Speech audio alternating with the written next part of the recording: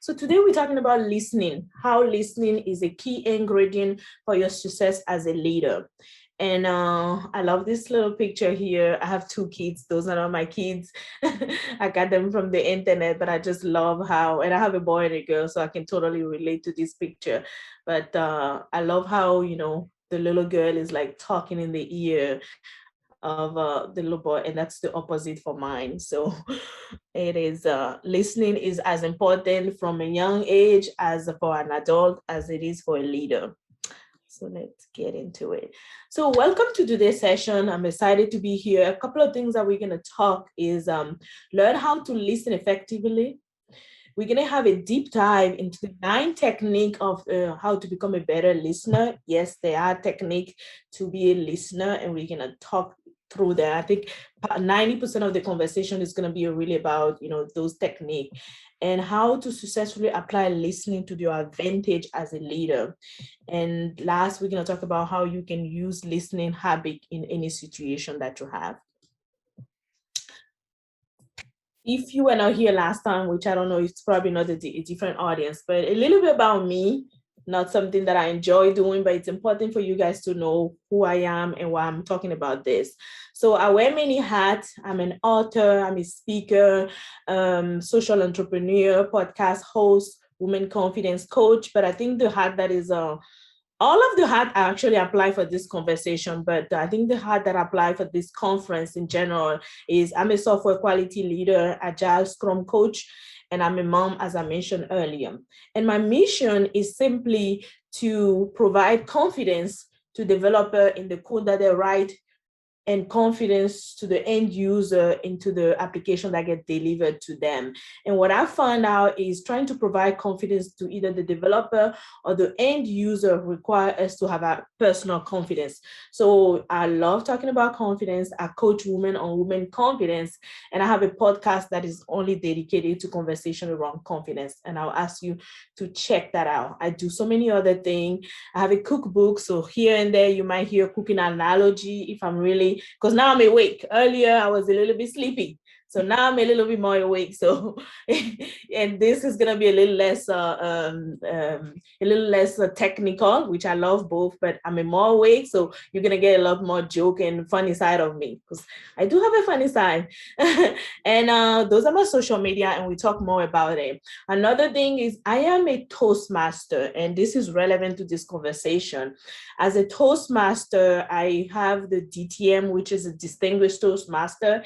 And in my Toastmaster journey, I've been in Toastmaster, I would say all my adult life because I'm pretty young, So I've been in Toastmaster nearly 18 years.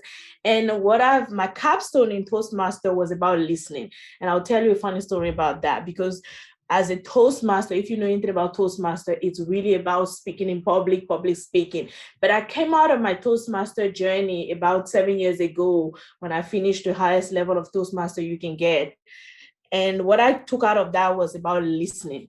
And this presentation, it was my capstone on listening, and it's a half-day workshop presentation that I do in a room with people. So again, I love to be interactive. And since we are all stuck in Zoom, I want us to do as many as possible interactions. So I'll ask you to ask a lot of questions. Use the chat to your advantage. Put your aha, put your, oh my God, this is me, put everything. And I love that because that is like the other part of the conversation that is important to give us more, feel like we are in a room. So please do that. And I'll trust that Godwin will be the person to shout those to me. I don't mind at all. And I'll also pay attention as much as I can. All right. So I think we can get started now. Today is really about how do we become a better listener, right? And when we talk about listening, it seems such an easy thing. Everybody's like, listening? Really? Is that what we're going to talk about? But it's so challenging to be a good listener, to be an active listener, because you have to become an intentional listener. You have to really make up your mind and say, I'm going to listen. And you can even use listen as your secret weapon as a leader, a change agent, and a coach. And I think we all are change agent, and some of us are coach as well. Basic human need. Listen is really a basic human need. Listen is often the only thing that is needed to help people. And you guys know if you've been married ever, or you've ever had a boyfriend, or you ever had a mate, or you ever had a friend, or a sister and brother, which we all have, people just come to you and say, can you just listen to me? Because it's a basic human need. So I love quotes, and I have quote peppered out around this presentation because when I was doing this, prepping for this presentation years ago, I just went out to look for all the quote that exists on the planet about listening. So you're going to see a lot of quote here. Some of them I'm going to talk about, some of them. So feel free to screenshot, tweet them out, share it as part of the conference so other people can know what we're doing here. So the first duty of love is to listen, How to listen effectively, right? And I love Stephen Covey. I've done a lot of his training in the past, but he said most people do not listen with the intent to understand. Most people listen with the intent to reply. And you've been talking to somebody, you've been that person, I've been that person before, and then you just listening, you're like, you want to get into it faster than the person that is talking. And that is a human thing. So that means we can get trained. We can learn and practice listening skill. What you're going to learn today will literally change your life. Yes, it will change your married life with your partner. It will change your life with your team member. It will change your life as a leader. So good listening skill help you understand the other person point of view. And one of the things that Oprah always mentioned is we all want to be heard. We all want to be seen. And that's really important. Listening is a learned skill. Listening is to pay attention to something that you hear with thoughtful attention. It's a transaction between the sender and a receiver. And I'm an engineer by trade, so for me, it's easy to explain it that way. It's a transaction, it's a current that goes from the sender to the receiver. It's hearing versus listening. Hearing is to listening, as in seeing is to reading. So we know how somebody's like, I know my daughter do that. Mommy, can you hear me? Are you listening to me? But somebody's like, are you listening to me? Because they want to be able to know that you are listening to them. Just by paying attention alone is not, you have to be present. So hearing is to perceive or apprehend by the ear. So we can improve with training, that's the good news. And I think that's why you are all here today. All right, do we have any comments? I don't want to do the Menti thing because I know what happened earlier. So I will ask you guys to go in the comment section and just tell me, let's get to know each other. First of all, you can start putting your role. What do you do in life? Mom, coach, IT manager, project manager, whatever, because all of them apply. But it would be good for me to just know who do we have in the room. So yeah. So Andre said COVID is her jam. And I thought Toastmaster is a master toaster. You could go both ways. I didn't know it's where you learn how to speak. What part of Africa are you from, Lizette? Oh, that's I don't know why I didn't talk about that earlier. I told you I was sleepy. I'm from Benin, Benin Republic, and I speak French. So French is my first language. When you're trying to talk to a girl in those days, they call it toasting.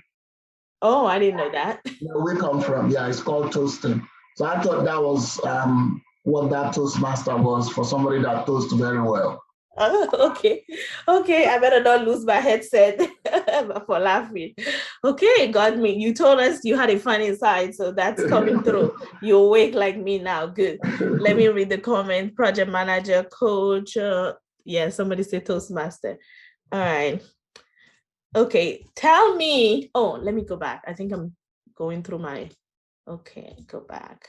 Also, I'll just let Godwin tell me what's happening in the chat room, because every time I click, it click me out. Yeah, we good. All right. Yeah. So all right, Toastmaster. I see Toastmaster. I see servant leader, communication, loving insight. Okay, awesome. Yeah. All right, so we have all folks here, right? Mostly agile leaders. So that's awesome. So now in the comments, share with me what particular situation do you think listening is important?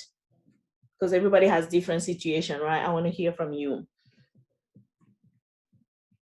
Conflict, okay.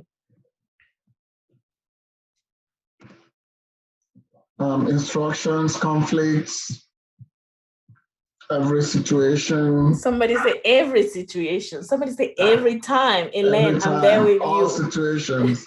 It's It's always always important. important. Okay, Lena is like with me. It's always important. Yes, that's what we Yeah. hear. More. I need a couple of more because always. Okay, Andrea say always. Buzzy is like never. Okay, That's you the did. troublemaker right Yeah, there. he say. I think he say he was a troublemaker. So Yeah, that's gonna get you in trouble. no. Parent-child relation, totally. Yes. Mhm. That's why I like the first picture, because I feel like that's what we need to start teaching. Listen first, then oh Lord. Okay. All right. All right. So I'll wait for one more. One more. Maybe Buzzy, you want to change your mind and give us your right answer? Every time. Okay, awesome. Thank you. So feedback. So the typical see, let me take the chat out of here so it doesn't confuse me. When information or direction are given, when somebody's communicating a complaint, you want to listen. Personal and significant information is being exchanged in a relationship. People are making a plan to do something together. Have you ever planned a trip with your friend and they were in the room and they were selecting the place? At least that happened with my husband all the time. He's not in next room, so I can talk about him picking up a location, and then you guys arrive and he's like, I don't like this hotel, and you're like, where were you when I sent you all the itinerary, right? When people enter in a contract and agreement, that's important. When people try to solve problems through discussion, when a person has a need for emotional support, that is also important. Listening is important in all those situations. All right. This is the importance of listening. This is what happens when you don't listen. You waste time, you waste money, you waste effort. Productivity and business product are affected. There's a lawsuit, especially in the contract and agreement part. Bad listening is a result of loss of sales and customer all the time in the business space, right? Listening, a lot of executive, when you coach executive or you talk to executive, they're always like, the team don't listen. And it's like, are you even listening to the team? That's the question that you need to ask yourself, right? So listening come into a lot of place and it costs us. Just like we were talking in the presentation earlier about how having bug and technical debt costs us, not listening to your team also costs you tremendously. So now we're going to get into the 9 technique of how to be a better listener. And I love those of you that have video, because this is going to be really beneficial. Buzz, you say you're the troublemaker, so I'm going to really pick on you. And I'm going to be paying attention to how you're listening to this part, because these 9 technique dive really into like, what do we need to do to be a better listener? All right, so let's get started. So we need to like to listen, don't just show up. Have you ever been in a meeting where we all say we're going to meet at 10, right? Because I cannot wake up. Anything earlier than 10 is not doable for me in real life. So I'm really trying to be awake for this. So we all say we're going to meet in this meeting and people are still busy. They're trying to grab their coffee. They don't want to listen. They don't want to be there. So you have to be intentional and say, I want to be a good listener. I want to act as a good listener. So there's 5 things you need to do to be a good listener. Really quick, 5 things. You need to focus your eyes on the person that is talking.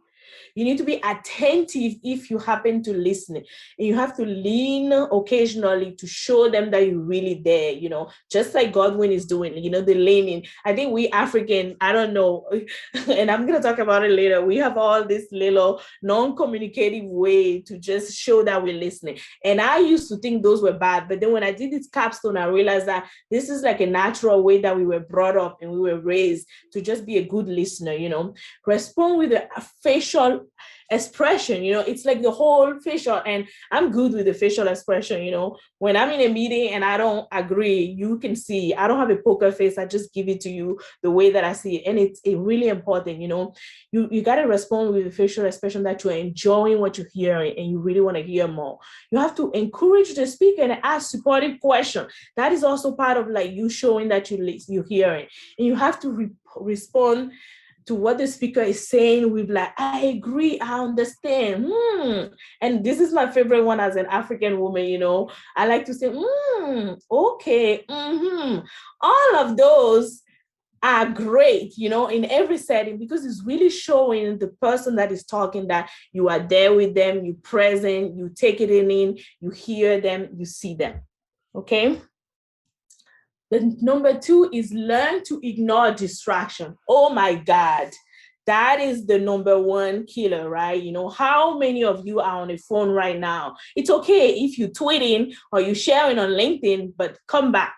Now that I told you that you should not be distracted, come back. Or how many times are you listening? And I usually joke when I go in presentation. I love color, and you guys see me, right? But if I'm presenting, I'm always like, people are looking at the shoes that I'm wearing, like, why is she wearing the pink shoes, at a conference, technical conference? Like you distracted by the speaker even, you distracted by things that are happening in the background. You just distracted. We have to learn to ignore distraction. It doesn't serve us. So you have to visually focus on the speaker and what he or she is saying. You have to listen with your eyes as well as with your ear. And you have to literally tell yourself, okay, I'm going to focus. And I do that with my daughter. Sometimes when I'm doing something and she comes to me, I'm like, please, let me just focus on what I'm doing right now. That way, when I leave it, I can give you a focused attention, So listen to a person when they look at you, not just when they're talking to you. That is also something that is important. So there's a question there. Can I be a good listener if I'm multitasking and are Zoom backgrounds considered a distraction? I don't think Zoom background is a distraction, because we have to give each other grace in this whole pandemic, right? Not all of us has a beautiful background. Not all of us have a place where we can have a nice meeting, So I don't want to say Zoom background a distraction. You have to tell yourself, I'm here to listen to Lizette, and don't worry about the plane that is in the background or the map that is in the background. You have to listen to the speaker, and it's a personal decision that you have to make. I think that was one of the questions, right? Yes. Okay. And somebody said, could you go back to the last slide? And I have something to add also to that. I think also the face expression, like I wrote there, can get you in trouble. Because if the speaker is not doing well, I'm very expression. You could see it on my face, like, okay, what is going on here? Stuff like that. Just like you said, they could also make the speaker like aware that they are not doing well. That is totally fine. As a speaker, I want to see that.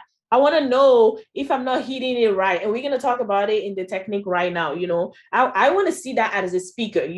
Now you as a listener, you have a mandate, then I'm going to talk about it. You shouldn't be judging. So if your facial expression is judging, I would say refrain from that. But as a speaker, I want to know, especially if I'm boring you and people are distracted, it's on me. That means I'm not grabbing your attention, because one of the things as a speaker is you want to grab their mind and their heart. So if I'm not grabbing your heart, neither your mind, you're going to be distracted. So it's also on the speaker as well. Can we continue? Okay. All right. Summarize what the speaker is saying. That is important as well. So a couple of things you have to consider in how you can summarize. Listen for main concept and idea. Mentally outline or take note. I love to take note, compare and contrast what the speaker is saying with maybe what you thought they were supposed to be talking about, and think ahead of the speaker. That's even when you really elevate, right? Like I'm talking about something, you can be thinking like, okay, where is this person going? I do that a lot, and sometimes I get surprised, sometimes I get disappointed, but at least it makes me think, number the point you listen, as you hear stuff, writing them down, and even create an acronym, so it's easier for you to remember what the speaker is saying. So those are different ways you can summarize what you heard. Now, number 4 is learn to tame your emotion. Okay. And I think that's what I was getting to earlier into the judgment. And also you got to tame your emotion. It's not really about you as the listener, so you have to learn to tame your emotion. So how do you tame your emotion, right? There's different things that we hear. We don't always have to agree with what you hear. You're just here to hear it. It's not a discussion yet, at least because speaking is a one transaction. I'm speaking, you listening. So when we're listening, it's not up for discussion yet, Can you name, so let's do a couple of things here. I have two sentences here that I'm going to read at you, and they will bring some kind of reaction to you. You know, Adolf Hitler was an effective leader and the world's greatest, most benevolent and understanding politician. When I say that to you, it will bring some kind of reaction based on your upbringing, based on your historical understanding of what happened. And that is okay, you know, but you have to control your behavior and your emotion. You know, you have to try to be logical and intelligent, and you know, use an appropriate level of emotion when you hear things, and not just jump to conclusion right away, but tame your emotion. Also, if I say, we all know most Americans need to lose weight so they can we can keep hearing about heart disease, diabetes, and cancer, right? When I say that, I'm somebody that do a lot of work with breast cancer, and I have family member that dealing with diabetes and heart disease. I can get a reaction like, really? It's not that simple, right? That's a statement that you just say, Lizette, but it's not that simple. But that's just my emotion. But if I'm listening to you, I'm gonna tame my emotion and just trust you to continue what you're saying and see where is that gonna take us. So we have to learn to control our emotion.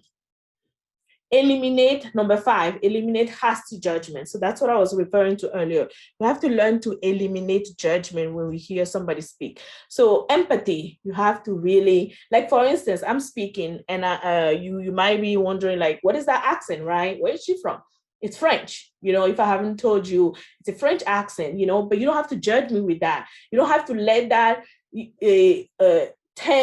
block your judgment to listening to me. We have to make, usually we make judgment on people title, you know, a maintenance person, a janitor, a flight attendant, a traffic controller, a stripper, a policeman. Just because you hear the person title already, you know, you're already bringing all your emotion and judgment, prejudgment into that listening.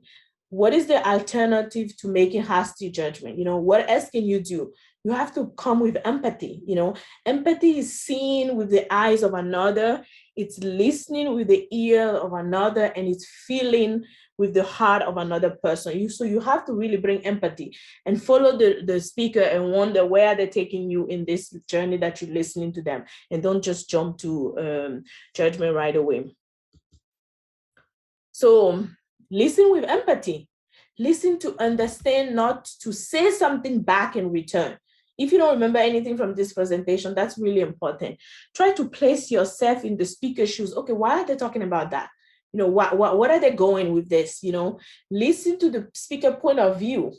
Hear the speaker out. Be alert to everything they're saying. See the whole context for what they are saying. You know, avoid selective listening. And you know, in a relationship, you always tell your partner, like, "Oh, you only listen to this part." You know, like it's like you only listen to Q. Like, "Oh, you always do this." No, you have to listen to the entire conversation to determine really what are they taking you.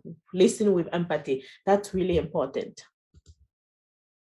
And a couple of things that come with the judgment is, it's just how we use word, you know, connotation versus denotation. What is the difference between those two, between the word that we use? You know, concentrate on the connotation of what the word means, you know, versus maybe the denotation of actually what the dictionary meaning of the word. Because at the end of the day, word don't contain meaning. People supply the meaning, you know. So you can use a certain word, but it's really in the context of the conversation that you have to judge the entire word. So connotation versus denotation is also something that help you to eliminate your judgment.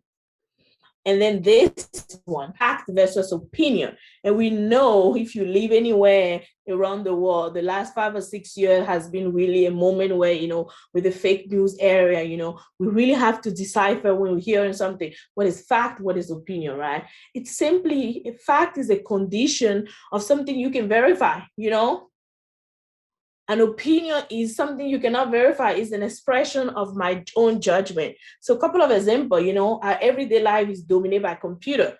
Is that a fact or is that an opinion? That is a fact. That is just a fact. You all stuck on the front of a computer right now. So that is a fact. What do we have in the comment, Godwin? You on mute. I'm on mute, sorry. So Andrea was telling you that active listening is needed more, and she also said active listening it's a skill that is needed more. It is not what you say, it is how you say it. And I love those quotes about empathy that you said that they really speak to what we're talking about. They really speak to how you can listen to people and how you can just tune out without actually thinking you're listening. And there was a time she also asked, is multitasking, is it, are you active listening when you're multitasking? Is it, can you actually? No, no, I Yeah, forgot to answer that. yeah, That is a no for me. yeah. I'm totally against multitasking. And if I was a room, it looks like Buzzy is like playing on his phone, I would be like calling people out. I'm that person. If I run a meeting, everybody listen to me. As a speaker, I demand your full attention. I don't. When I run a meeting, I run very successful meeting because I don't want to waste your time. So I want you to give me your full divided attention. And we're going to talk about eye contact. So multitasking is a high no for me. If you cannot find the 20 or 30 or 45 minutes in your calendar to be available, let's just reschedule the meeting, because I do not like people that multitask in meeting. It's never productive. They always come back, they don't remember what was said, and they're asking for a question that they shouldn't be. So I'm totally against it. You can see that I have a personal reaction to that, right? And opinion. I'm standing in front of my computer speaking to an audience. That is not an opinion. That is a fact. You guys can see. So when somebody's speaking and you're trying to make a judgment, you have to decide for you, is this a fact or is this the opinion? And these days there's a blur line with that, but we are intelligent and we can decipher that, quickly. Yeah, and also there's a question there that how can you encourage Zoom participants to turn on their cameras so you as a speaker can have visual cues, or is that not important? I think just like you guys probably agile leader, you have to make an agreement at the beginning of the call, right? You have to make an agreement. When I send a meeting, I'll always say, if I want, not all the meeting, I want to see everybody faces. Sometimes it's just I'm presenting and I'm giving you this information, and during the presentation, I don't need to see your faces per se, but then maybe at the end, when you asking question, I like to see your face, who's asking the question. So you have to make an agreement at the beginning of your meeting, especially in this virtual environment that we're in, and say, I would like everybody to turn their camera on if they can, and also give people grace in this pandemic that maybe they can open their camera on, maybe they just cannot. And you don't take that personally, but at least you have to make the ask, and those that are willing and interested will do that. No, you're not going to get the whole audience to have their camera open. And sometimes I've even been in a meeting, and you know how internet work, right? Everybody turn the camera on, it start buffing, and it's impacting even the connection. So I try to really not be really like, I need to see everybody's faces, because I'm hoping that we get out of this pandemic, and then in the future we get to see each other again. So it's not like, if I don't see everybody today, it's going to impact my speech or my presentation per se. So Yeah. all right, now number 6, after the no judgment, never interrupt. That's the other part, right? And it's not speaking and listening that we're talking about. It's really in a one-on-one setting. If you want people to interrupt you as a speaker, like I mentioned, you can ask for it. But the golden rule is really never interrupt. And we're going to talk about, why do people even interrupt?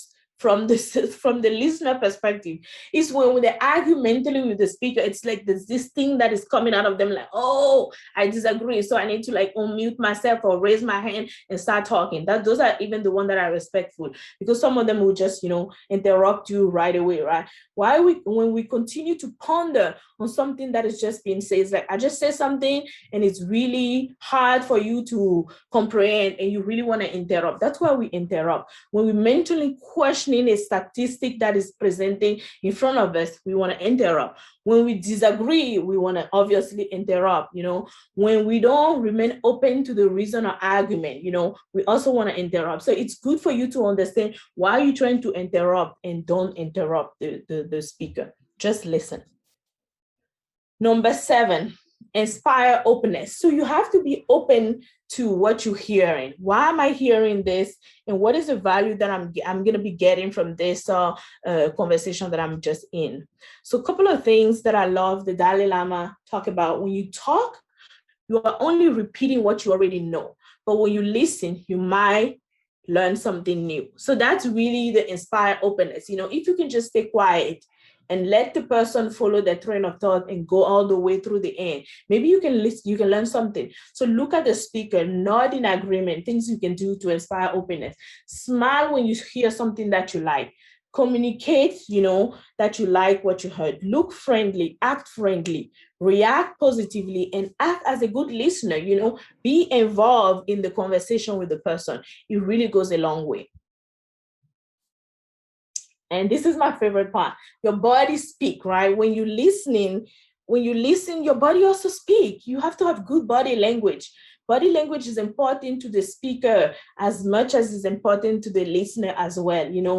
Be alert in your own body can help you be a better listener. And I love this is cartoonish picture. Your eyes should be looking, your ears should be wide open, and your mouth should stay quiet because you're here to listen. And this applies to listening to 1,000 people presentation or even a one-on-one conversation. You have to have your head down because you don't want to be raising your hand and showing the speaker that, okay, I want to say something and trying to interrupt them.